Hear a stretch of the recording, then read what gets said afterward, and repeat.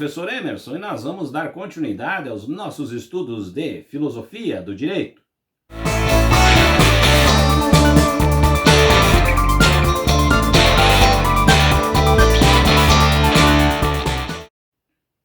Prezados alunos, é um grande prazer estar aqui novamente com vocês e nós vamos então dar continuidade aos nossos estudos de filosofia do direito.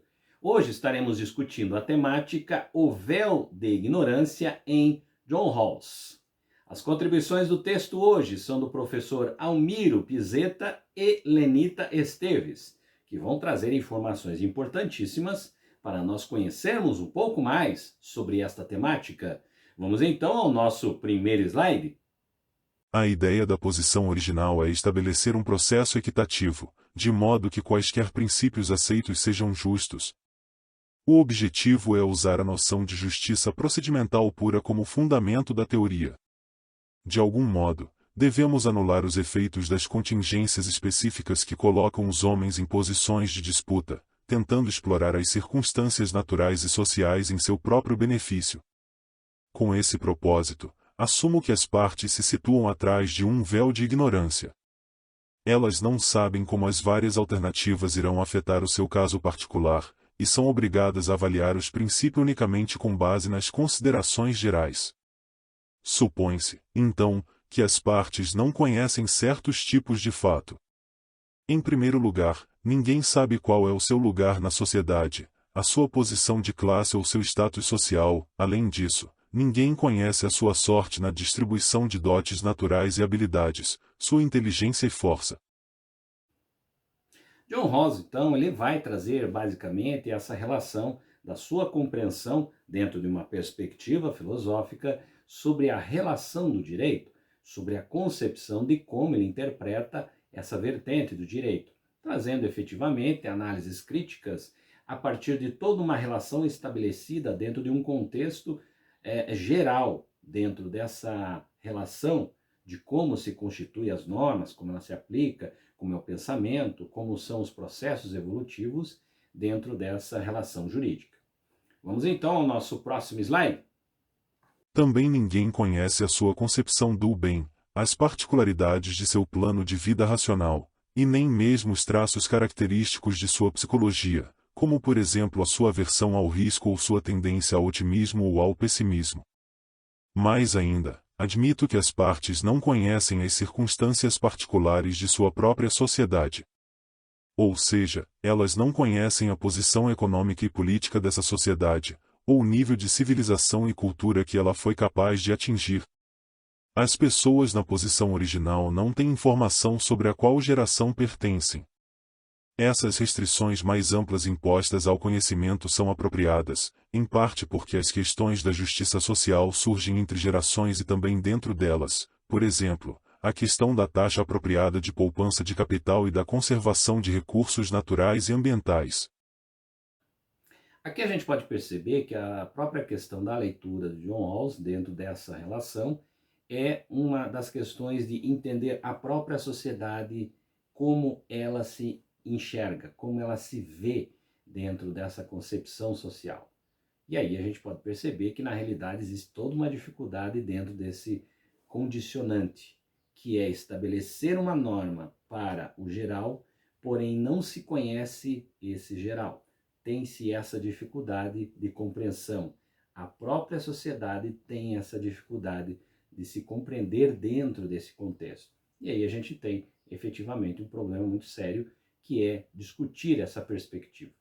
Vamos então ao nosso próximo slide. Também existe, pelo menos teoricamente, a questão de uma política genética razoável. Nesses casos também, a fim de levarem adiante a ideia da posição original, as partes não devem conhecer as contingências que as colocam em oposição. Elas devem escolher princípios cujas consequências estão preparadas para aceitar, não importando a qual geração pertençam.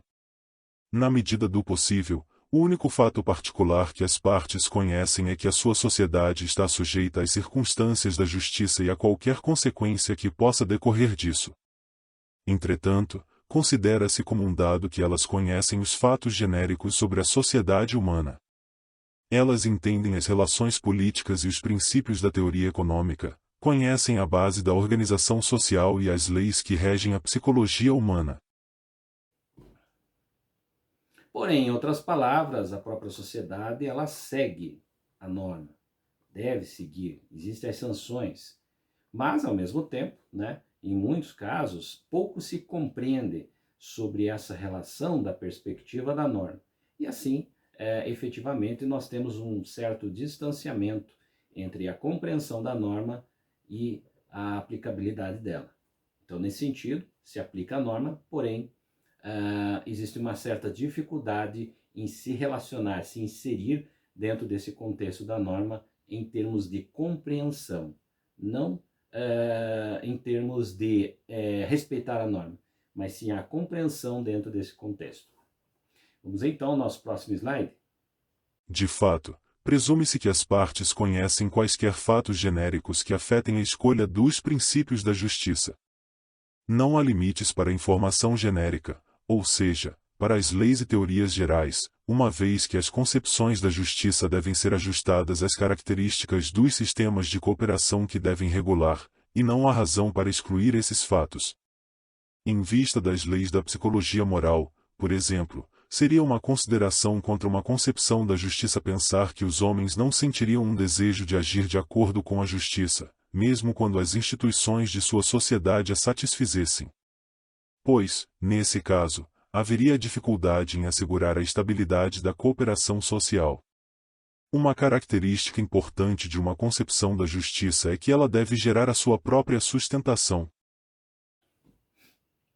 Essa é uma relação que existe uma cooperação, como o próprio autor cita, ou seja, nós precisamos que as próprias pessoas cooperem e ajam dentro de uma sociedade, mas para isso é preciso compreender como essa concepção se faz dentro da sociedade, esse princípio da norma e qual o sentido dele dentro desse contexto. Isso é um processo essencial dentro de um pensamento, por exemplo, dessa relação cooperativa entre sociedade e norma. Vamos então ao nosso próximo slide. Seus princípios devem ser tais que, quando são incorporados na estrutura básica da sociedade, os homens tendem a adquirir o senso de justiça correspondente e desenvolver um desejo de agir de acordo com esses princípios. Nesse caso, uma concepção da justiça é estável. Esse tipo de informação genérica é admissível na posição original. A noção do véu de ignorância levanta várias dificuldades. Alguns podem objetar que a exclusão de quase todas as informações particulares pode dificultar o entendimento do significado da posição original.